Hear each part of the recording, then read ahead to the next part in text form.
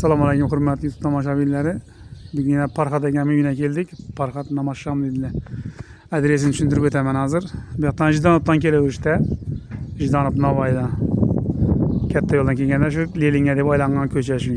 Shu ko'chadan kelaversangizlar, yana shunda uzilgan joy. Ajoyib, lekin bu mashina meniki bu. Buni mashina u ichkari turibdi. Bu yog'imiz Lelindan kelaveradigan yoq bu. Saqxozga ketadigan yo'l. Adresimiz, telefon nomerini qo'yaman. Shu yerda hozir bir induk sotiladi ekan, shularni bir qator reklama etamiz. Yine bo'ldi. Yine az induklar yanına keldik. Farhod akam o'zim shu yerda yuribdi ekan. Hozir maslahatlashamiz endi. Shu induklar haqida yine xabarlarimiz olsa bultirab olib kelib, shuni olib kelib sotuvdi. Hammasi ish qilib xayr ko'rgan, dumzo'r deb yine belam shuni bir yine boshlabdilar. Bundan xudo xolasa necha bor endi Farhod aka? Bu yerda bir 200 donasidan ko'proq bor. Ha, hozir ziyod keldik. Bugün Tesla'nın 13'ü mü? Ha. Ha, yine bugün Tesla'nın 13 Mart.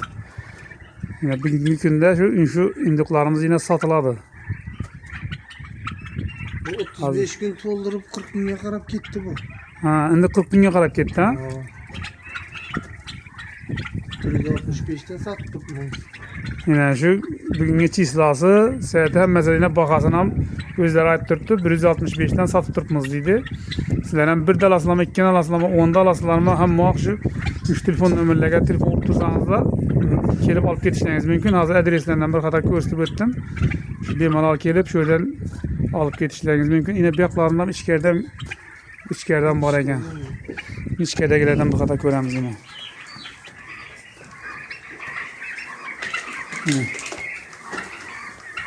Bular endi o'qil dorisi hammasi olingan axir, ha? Ha. 22 günlüğünün o'zi hammasi bo'ladi bu.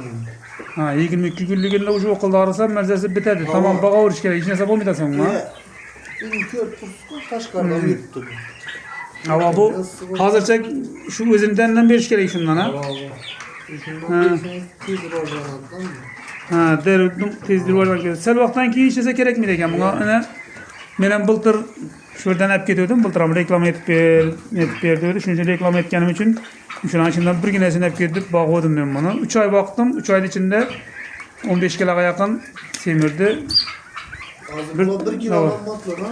1 kilo 100, 1 kilo 200 yaşında vesi. Ha, aynen. Hozir shular 1 kilo chiqadi ekan. 1 kilodan ziyatama. Ziyatamagan. Bu 400-500 gram bo'ladi bu. Zo'ri 600. Ha, zo'ri 600 bo'ladi.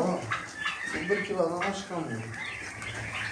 Lekin haqiqiy 1000 bo'la turgan vaj shu vaj ekan. To'g'risi bizning elatdan bultir bir kichkina jo'jayib kelib sotib ketdilar. Kichkina jo'jalardan keldilar. U eng kattasi shunday bo'lib qoldi. Shu indukli bo'lib qoldi.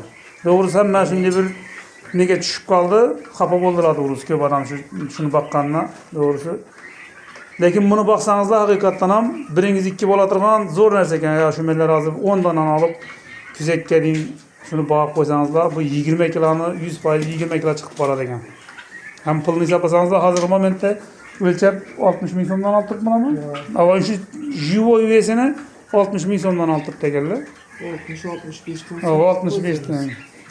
Yani o'zim shu 20-30 boqadi yilda birsini ikkisini sotib olsangizlar ham oylik 1 million so'm pul bo'ladi. Polni ro'zgarda o'shtiradigan shunday ekan. Shu Farhod akam ham yaxshi inson bu. Shunchaki bir savob ishlarda etib, ishonchli deydi. Kelganingizdan keyin shu ishonchli etib, necha bag'ish kerak, necha etish kerak hammasini bir qator tushuntirib, o'zi taxlab berib beradi. Bemalol shu telefonlarga telefon etaverasizlar nomerlarga.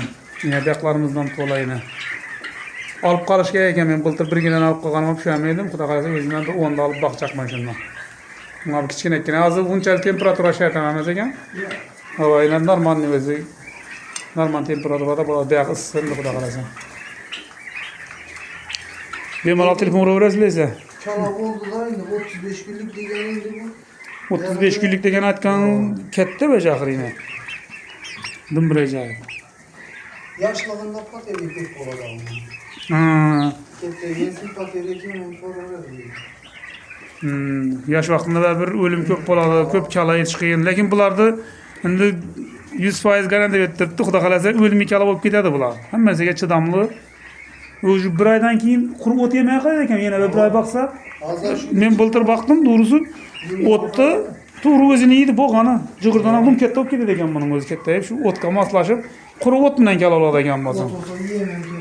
Yemem kerakmi deydi shu. Shu ot yeb beraveradi ekan. Bu zo'r narsa ekan. Hammangizga tavsiya etamiz, shuni kelib olib, hammangiz xonadoningizda bir 10 dan 15 dan shundan tursin.